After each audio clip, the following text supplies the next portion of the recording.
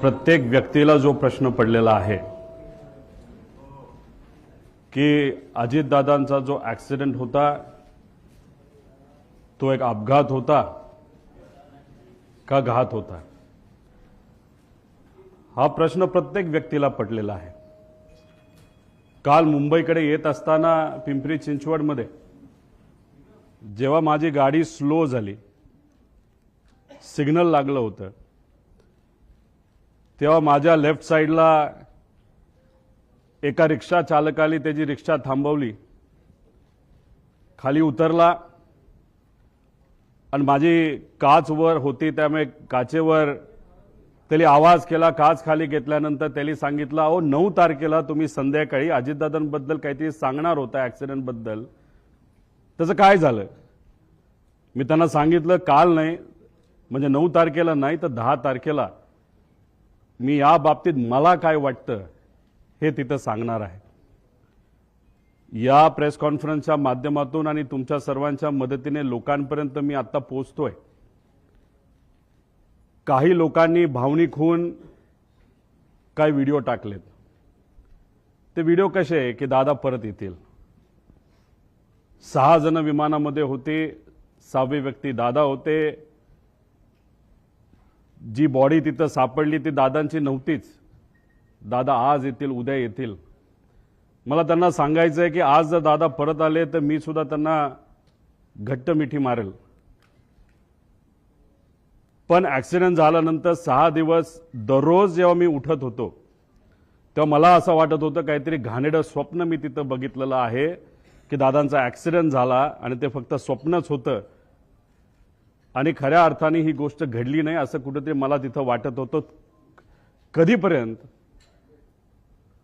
जेव्हा दादांचा एक स्वेटर तो सुद्धा जळलेला, त्यांची चप्पल, त्यांचं घड्याळ जे दररोज ते घालायचे आणि ते घड्याळ दादा कधी पण त्यांचा जो वेळ असतो ते 15 मिनिटं पुढे ठेवायचे। 9 वाजलं त्या घड्याळात वाजले होते आणि ते जळलेलं घड्याळ बंद पडलेलं तिथं मी बघितलं आणि जे कोणी तिथं बघत होते त्यांच्या डोळ्यात अक्षरशः अश्रू होतं, कोणी निशब्द झाले होते, कोणाला काहीच बोलता येत नव्हतं। त्यामुळे मला सर्व लोकांना एवढंच सांगायचं आहे की जी घटना झाली नाही, जे दादांना झालं नाही आपल्या सर्वांना वाटतं तसं नसून ही घटना झाली आहे आणि आज दादा आपल्यामध्ये नसले तरी सुद्धा विचाराने ते आपल्या सर्वांबरोबर आहेत। ते हे एक प्रेझेंटेशन इथं मी तुमच्या सर्वांसाठी केलेलं आहे। या प्रेझेंटेशनमध्ये मी स्वतः, माझी टीम, मित्र, ज्यांच्या कोणाकडे पर्यंत मी पोचू शकलो त्यांच्याकडनं जी माहिती आम्हाला मिळाली ती माहिती या प्रेझेंटेशनच्या माध्यमातून आपल्या सर्वांपर्यंत आणण्याचा प्रामाणिकपणे प्रयत्न केलेला आहे। काही लोक म्हणतील ही कुठून आणली, कशी आणली? ही आम्ही आणली आहे। अजितदादांच्या प्रेमापोटी ही माहिती आम्ही गोळा केलेली आहे।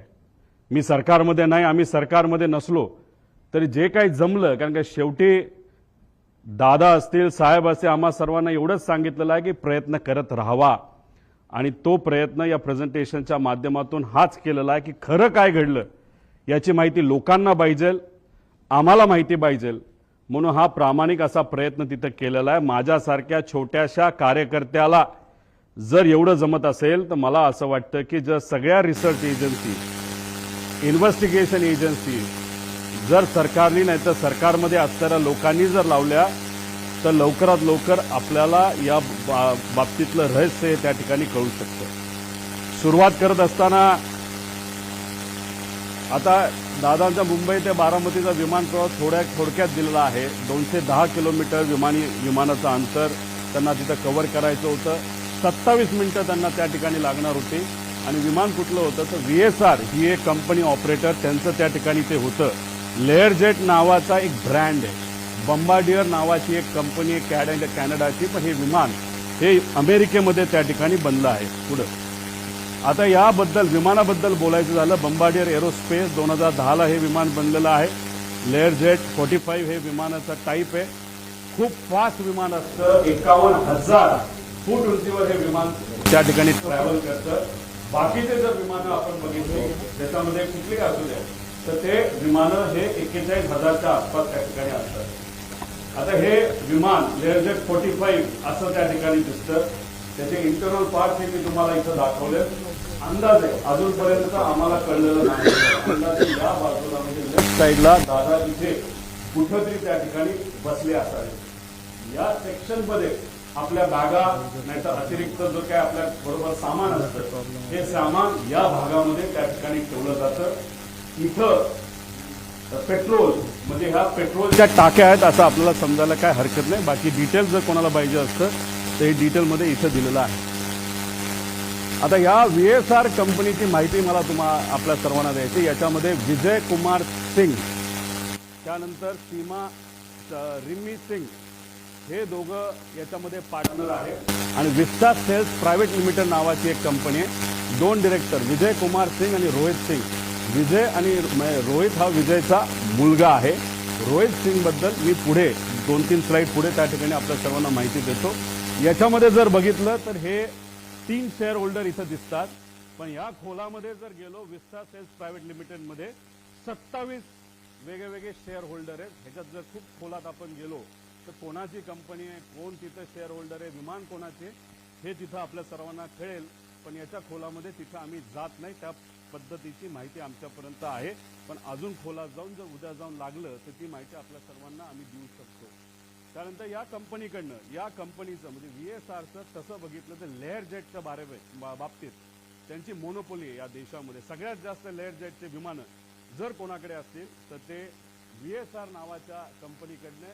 विजय कुमार सिंग एक छोट्या कंपनीमध्ये काम करायचे, पण नंतर कष्ट केले असतील नाहीतर काय बऱ्याच काय गोष्टी झाल्या असतील, त्यांनी स्वतःची VSR नावाची ही कंपनी तिथं सुरू केलेली आहे। पुढे आता अपघाताच्या दिवसाची टाइमलाईन जर आपण बघितली तर 7:02 तिथं जो क्रू असतो म्हणजे पायलट अटेंडंट हे सगळे तिथं 7:02 तिथं पोहोचले। कॅप्टनली चेक केलं बारामती एअरपोर्टला, तिथं फोन केला असेल, माहिती घेतली असेल, ATCशी बोलणं झालं असेल, बाबा तिथं विजिबिलिटी आहे का असा प्रश्न तिथं केल्यानंतर तिथं ऑल ओके 7:10 सांगण्यात आलं। 7:17 दीपक जाधव विदीप जाधव जे त्यांचे PSO होते दादांचे हे तिथं पोहोचले होते। 7:50 दादा विमानतळाकडे पोहोचले। 7:56 विमान मुंबई विमानतळ रडारच्या संपर्कात आलं की मुंबईच्या ATCला सांगितलं आता आम्ही टेक ऑफ करायला तयार आहे। 8:10 आणि 51 हे टेक ऑफ झालं। तुम्ही म्हणताल या बाजूला काय, या बाजूला काय आहे याची माहिती थोड्या वेळानंतर मी आपल्या सर्वांना देतो, पण ही माहिती अतिशय महत्त्वाची आहे। एका ग्रुप चॅटची ही माहिती आहे आणि त्या ग्रुप चॅटवर खूप काय आपल्याला पुढे जाऊन कळणार आहे। नाव फक्त दिलंय, पुढचा नंबर तिथं मी दिलेला नाही, पण नंबर सुद्धा तिथं आहे। एका ऍक्च्युअल ग्रुप चॅट मधले हे स्नॅपशॉट तिथं काढलेले, त्या ग्रुप चॅट मध्ये अधिकारी सुद्धा असतात, PA सुद्धा असतात, त्याबद्दलची माहिती मी पुढे तुम्हा सर्वांना देतो। आता विमान 8:22 विमान लोणावळा जवळच्या आसपास त्या ठिकाणी तिथं असेल। 8:25 विमान पुणे जवळ, पुणे शहराजवळ असेल। 8:30 विमान यवत हे जे गाव आहे त्याच्या आसपास असेल। 8:32 सुपे म्हणून गाव, सुपे जळगाव गाव हे बारामतीमध्ये आहे, तिथं असेल। 8:43 ते 8:45 दरम्यान दुर्दैवी घटना, खरंच जी घटना अतिशय आपल्या डोळ्यांमध्ये पाणी आणते ती घटना या टाइमच्या वेळेस त्या ठिकाणी घडली। 9 वाजता दादा गंभीर जखमी आहेत। ऍक्सिडेंट झाला हे आम्हाला कळलं होतं, पण आमच्या सगळ्यांच्या मनात असं होतं की जखमी आहेत, हॉस्पिटलमध्ये आहेत, पण जिवंत आहेत अशी कुठली बातमी आमच्या कानामध्ये यावी। तशी 9 वाजता ती बातमी सुरू होती, पण 9:45 पहिली बातमी आली ती म्हणजे दादांच्या निधनाची, जी ऐकल्यानंतर अक्षरशः मन पण सुन्न झालं आणि डोकं सुद्धा सुन्न त्या ठिकाणी झालं।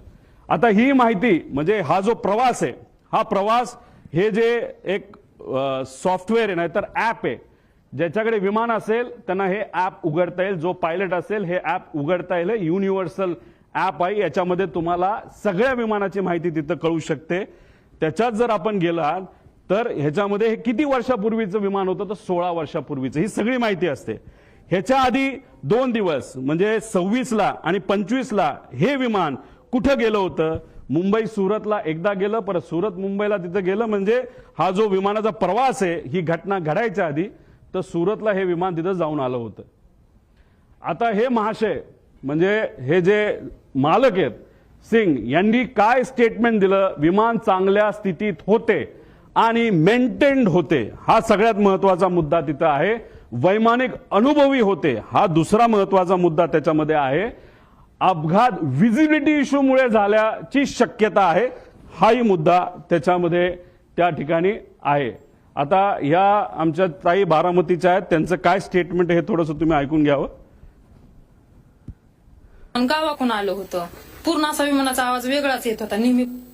म्हणजे यांचं आणि तिथं असणारे बरेच काही हे आहेत की त्यांचं असं मत होतं की रोज तिथं जे पायलटला शिकवलं जातं त्याची विमानं रोज ये जा करत असतात. दादांची विमानं बऱ्याच वेळा आलेली आहेत, मोठ्या मोठ्या व्यावसायिकांची विमानं आलेली, पण हे विमान जेव्हा त्या गावाच्या वरून गेलं होतं, एक तर ते जवळून गेलं होतं आणि त्याचा आवाज थोडा वेगळा आला होता. म्हणजे कदाचित मेंटेनन्सचा हा मुद्दा असू शकतो. पुढे आता हा व्हिडिओ तुम्ही डिटेलमध्ये बघा. हा व्हिडिओ एका ग्रामपंचायतीचा व्हिडिओ आहे.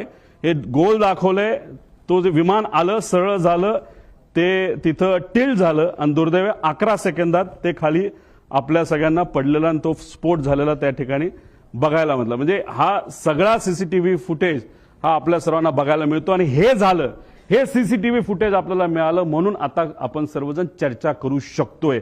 हे सीसीटीव्ही फुटेज आलं नसतं तर जसं इतर प्लेन क्रॅश बद्दल नुसतं मोघमच बोललं जातं तसंच कदाचित या बाबतीत सुद्धा दुर्दैवाने बोललं जाऊ शकलं असतं. पण हा सीसीटीव्ही फुटेज आपल्या सर्वांसाठी अतिशय महत्वाचा आहे. आता याच्यामध्ये आपल्याला प्रश्न काय पडतात? म्हणजे मालक तर बोलून गेला की काय झालं असावं, हे असेल तर ह्याच्यामध्ये विमान काय बिघाड, म्हणजे ह्याच्यामध्ये काय बिघाड झाला होता ज्याच्यामुळे ते विमान स्टॉल झालं. स्टॉल झालं म्हणजे बंद पडून ते एका बाजूला त्या ठिकाणी वळलं. तर का ते स्टॉल झालं, असं का झालं? मेकॅनिकल फेल्युअर झाला असेल का? त्यानंतर टेक ऑफ पूर्वी विमान चेक करण्यात आले होते का? आपण कधी गाडी घराच्या बाहेर काढत असताना पेट्रोल आहे का, ऑइल आहे का, ह्या बेसिक गोष्टी बघतो. तसं विमान उडवायच्या आधी त्याच्यामध्ये टेक ऑफ पूर्वी विमानाचं इन्स्पेक्शन एक मेकॅनिकल अधिकारी करत असतो. त्याचं कामच तेवढं असतं की विमान नीट आहे का, सगळ्या केबल लागल्यात का. जसं की लिफ्ट आपल्या घरी असेल नाही तर ऑफिसमध्ये असेल आणि त्याचं इन्स्पेक्शन जर करायचं असेल तर त्या ज्या केबल आहेत त्या नीट आहेत का, बटणं नीट दाबली जातात का, आणि समजा जर लाईट गेली तर लिफ्ट ऑटोमॅटिकली एका फ्लोअरला येऊन थांबते का, हे जे बेसिक लिफ्टमध्ये चेक केले जातात. हे तर 51,000 फीटला उडणारं विमान आहे आणि ह्याचं चेकअप तर करावाच लागतो. हे DGCA सुद्धा सांगितलेलं आहे. जगातल्या प्रत्येक देशामध्ये हे आपल्याला तिथं फॉलो करावं लागतं. त्यामुळे टेक ऑफ पूर्वी याचं काय चेकअप झालं होतं का? चेक करणारे कर्मचाऱ्यांना आता आपल्याला पकडावं लागणार आहे, बोलावं लागणार आहे, चर्चा करावी लागणार. ते आम्ही करू शकत नाही, पण जी कुठली एजन्सी आता सरकारने दिलेली आहे त्या एजन्सीला तिथं असणारे जे कोणी चेक करणारे कर्मचारी आहेत त्यांच्याशी तिथं आपल्याला बोलावं लागेल. टेक लॉग हा प्रत्येक विमानाचा टेक लॉग हा केला जातो. टेक लॉग असेल तो जो अधिकारी आहे मेकॅनिकल इन्चार्ज तो सही करतो आणि विमान चालक जे असतात को पायलट आणि मेन पायलट हे त्याच्यावर तिथं सही करतात. टेक लॉग सुद्धा आता आपल्याला शोधायचं आहे. आणि विमान हे जे होतं ते एअरवर्दी होतं का, म्हणजे विमान उडण्याच्या लायकीचं होतं का, असा एक वेगळा रिपोर्ट हा DGCAचा असतो. तो सुद्धा तिथं बघण्याची जरूरत आहे. रुटीन लाईन मेंटेनन्स हा करावा लागतो. एक मेन मेंटेनन्स, इंजिन काढावं लागतं, घालावं लागतं, ऑइल चेक करावं लागतं सगळं. आणि त्यानंतर हा रुटीन मेंटेनन्स, कुठलाही प्रवास झाल्यानंतर ते विमान चेक करावं लागतं, त्याला रुटीन मेंटेनन्स बघावं लागतं. आणि हे अतिशय क्रिटिकल एरिया असतो हा पोलिसांचा विमानाचा. तिथं सगळीकडे सीसीटीव्ही कॅमेरा असतात. तिथं मोठ्या मोठ्या इंडस्ट्रियलिस्टचे विमानं ठेवलेली असतात आणि तिथं सगळीकडे हँगरच्या बाहेर आणि हँगरच्या आत सीसीटीव्ही कॅमेरा त्या ठिकाणी असतात. त्यामुळे ते सीसीटीव्ही कॅमेरा कुठे आहेत, कसे आहेत, कोण मेंटेन करत होतं, खरंच विमानाला कुणी हात लावला होता का, चेकिंग झालं होतं का, हे सगळं तिथं बघण्याची आपल्या सर्वांना जरूरत आहे. आणि विमानाचा हेवी बेस मेंटेनन्स हा कधी केला, कसा केला, काय केला, त्याला विमान कंपनीली सुद्धा शेड्यूल दिला असतं आणि त्या शेड्यूल प्रमाणेच आपल्याला मेंटेनन्स हा करावा लागतो. ते झालं होतं का, त्याचा रिपोर्ट कुठे आहे. आणि हे रिपोर्ट का मागतोय, कारण का हे जे VSR कंपनी आहे त्या VSR कंपनीमध्ये अनेक एक्स DGCIचे लोक काम करतात, नाहीतर त्यांचे कन्सल्टंट आहेत. त्यामुळे आम्हाला भीती अशी आहे की आतापर्यंत गेल्या 13-14 दिवसामध्ये काहीच झालं नाही, फक्त CCTV गोळा केलेले आहेत. बाकी ह्यांनी अजून सुद्धा रिसर्च नाही तर इन्व्हेस्टिगेशन काही झालेलं नाही. आणि असंच जर टाइमपास करत राहिले तर मग हे सगळं मॅन्युप्युलेट केलं जाऊ शकतं. हे सगळे खोटे रिपोर्ट हे केले जाऊ शकतात. त्यामुळे रिपोर्टवर फक्त विश्वास ठेवून चालणार नाही, सगळे CCTV आपल्याला त्या ठिकाणी बघावं लागतील. आता ह्याच्यामध्ये या कंपनीचा इतिहास आपण तिथं बघू. तुम्हाला आठवत असेल 2023ला एक ऍक्सिडेंट झाला होता. ते कुठलं विमान होतं, लेअर जेटचं विमान होतं. हे बघा इथं आता ते विमान तुम्हाला क्लिअरली दिसेल नाही दिसेल माहित नाही, हे पडलं, हे घसरत गेलं, पाऊस तिथं पडत होता, स्पीड खूप होतं, विमानचा टाईप लेअर जेटचाच होता. आता काही लोक लगेच टीव्हीवर बोलायला लागले होते की अरे बारामतीचं जे विमान आहे त्या ILS सिस्टम नाहीये, असं बरेच रिसर्च अभ्यासू लोक म्हणायला लागले. बरोबर आहे, पण त्याच विमानतळावर बऱ्याच वेळा अनेक वेळा मोठे इंडस्ट्रियल्स पासून सगळे तिथं उतरलेले आहेत ILS सिस्टम नसताना. आणि ILS सिस्टम बद्दल आपण चर्चा करतोय तर हा ऍक्सिडेंट जिथं झाला मुंबईला, तिथं तर हायली ऍडव्हान्स सिस्टम आहे, ILS सिस्टम सुद्धा आहे, तरी सुद्धा हा अपघात झाला कसा. त्यामुळे फक्त ILS सिस्टम बारामतीला नाही म्हणून ते ढकलून त्या ठिकाणी चालणार नाही. आता हा ऍक्सिडेंट झाला, कसा झाला, काय झाला, व्हिजिबिलिटी वर ढकलून मोकळे झाले विमानाचे, अजून पाऊस होता, हे होतं. मग ILS सिस्टम असताना पाऊस होताना सुद्धा बाकी विमानं लँड होऊ शकत होते. मग आमच्या VSR या कंपनीचं लेअर जेटचं विमान का लँड होऊ शकलं नाही आणि का घसरत गेलं, याचा अभ्यास कुठं ना कुठं त्या ठिकाणी करावा लागेल. 2023चा हा विषय. मग आतापर्यंत रिपोर्ट आला असेल, आतापर्यंत एन्क्वायरी क्लिअर झाली असेल, तो रिपोर्ट मीडियाकडे आला असेल, तो रिपोर्ट कंपनीली जे लोक आत होते, ज्या कंपनीली ते भाड्यावर घेतलं होतं त्या लोकांना दिला असेल, अशी अपेक्षा आपण करू. कारण 2 वर्ष एवढा मोठा अपघात होऊन हे कुठेही रिपोर्ट कुणी दाबू शकत नाही. बघूया काय झालं पुढं. दुर्दैव असं 2023ला हा अपघात झाला, पण आतापर्यंत त्याचा रिपोर्ट आलेला नाही. अजितदादांचा दुर्दैवी ऍक्सिडेंट झाल्यानंतर त्या बातम्या जेव्हा अख्ख्या देशामध्ये तुमच्या माध्यमातून त्या ठिकाणी केल्या गेल्या, तेव्हा कुठेतरी DGCAला तिथं जाग आली आणि final report soon in September 2023 Mumbai layer jet असं सांगण्यात आलं. म्हणजे कुठेतरी VSRचा एक होल्ड आहे DGCAवर, असं आमच्या सगळ्यांचं मत आहे. म्हणून एवढा मोठा रिपोर्ट होऊन त्या ठिकाणी तो दाबण्यात आला. मग का हा रिपोर्ट दाबण्यात आला? हा रिपोर्ट जर आतापर्यंत आला असता, तो जर सरकारपर्यंत पोहोचला असता, तर मग काही गोष्टींमध्ये बदल होऊ शकले असते. आणि मग आज आपले अजितदादा, माझे काका, हे आज आपल्या सर्वांमध्ये इथं असू शकले असते. पण हा रिपोर्ट न झाला, न त्याच्यावर चेक झालं, कसं घडलं याचा कुठेही अभ्यास त्या ठिकाणी झाला नाही. हा रिपोर्ट आजपर्यंत दाबला असं आमच्या सगळ्यांचं त्याच्यामध्ये म्हणणं आहे. बरं ठीक आहे, भारताने हा रिपोर्ट दाबला. मग आता इंटरनॅशनल लेवलला काय झालं ह्याचा अभ्यास तुम्ही बघूया. EASA European aviation safety agency, ह्यातले काही विमान आहेत, लेगेसी आहे, ग्लोबल आहे, जे विमानं दुबईला पण पोहोचू शकतात, लंडनला सुद्धा पोहोचू शकतात, एवढी मोठी विमान आहेत. तुम्ही बघितलं असेल जेव्हा माझ्या मतदारसंघामध्ये एक फार मोठे क्रिकेटर हे आले होते, एक फार मोठं विमान घेऊन तिथे मी गेलो होतो आणि ते विमान हे लंडनला सुद्धा लँड होतं आणि ते कोणाचं होतं, ते VSRचं होतं. मग हे विमान लंडनला तिथं पोहोचत असेल, नाही तर युरोपमध्ये तिथं जात असेल, जेव्हा ही घटना भारतामध्ये, महाराष्ट्रामध्ये, मुंबईमध्ये घडली 2023ची, त्याची दखल युरोपियन एव्हिएशन सेफ्टी एजन्सीने घेतली आणि एजन्सीने VSRला विचारलं, अरे बाबा तुला TCO थर्ड कंट्री ऑपरेटर म्हणून आम्ही परवानगी दिलेली आहे, तुम्ही आमच्याकडे लँड होऊ शकता, पण ही घटना घडली कशी याचा रिपोर्ट आम्हाला तू दे, सेफ्टी तू करतो काय करतो कशा, या बाबतीत आम्हाला थोडी तरी माहिती दे. दुर्दैवाने आतापर्यंत ती माहिती ही या मोठ्या एजन्सीला, या VSR कंपनीला दिलेली नाही. तिथे सुद्धा हे दाबण्यात आलं आणि कुठंतरी काहीतरी गोष्ट लपवण्यात आली आणि त्यांनी सांगितलं लेवल 1 ची त्रुटी असल्याच्या कारणाने EASA कडून VSRचा परवाना रद्द झाला. लेवल 1 म्हणजे काय? सगळ्यात बेसिक सेफ्टी, ज्याच्यामुळे ऍक्सिडेंट होऊ शकतो, विमान पडू शकतं, माणूस जाऊ शकतो, याला लेवल 1 ची सेफ्टी त्याच्यामध्ये म्हणतात आणि ते तिथं झालं.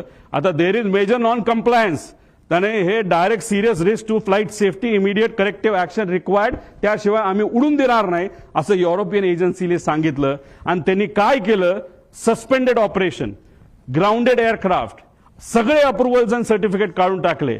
सगळा मेंटेनन्स आणि त्याच्या फ्लाईट ऍक्टिव्हिटीज त्या युरोपमध्ये होत्या सगळ्या बंद करून टाकल्या.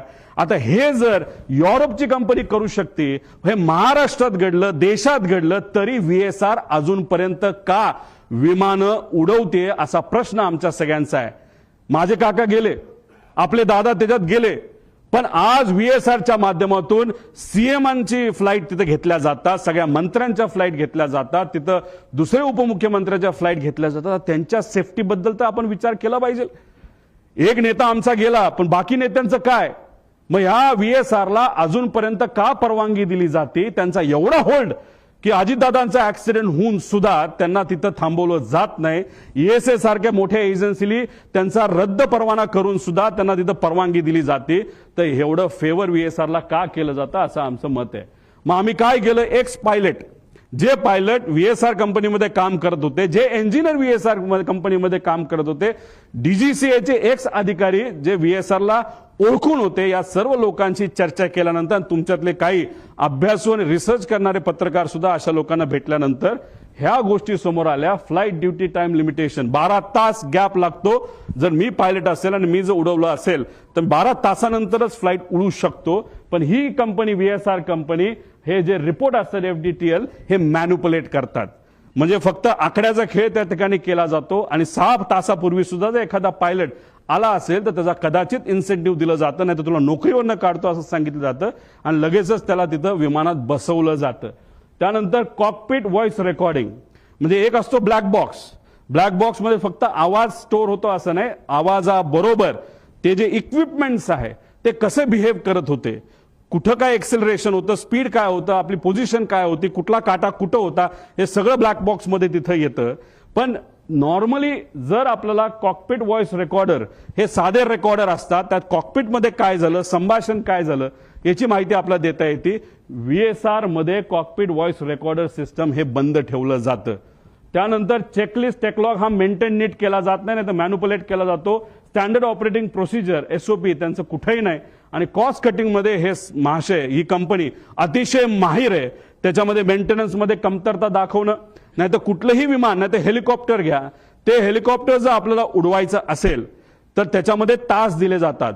2200 तास ब्रँड टू ब्रँड, नाही तर 2500 तास. ते झाल्यानंतर इंजिन चांगलं असलं काही नसलं तर पूर्ण इंजिन 6 कोटी रुपयाचं एखाद्या सिंगल इंजिन हेलिकॉप्टरचं आपल्याला बदलावंच लागतं. तसं इथे असतं.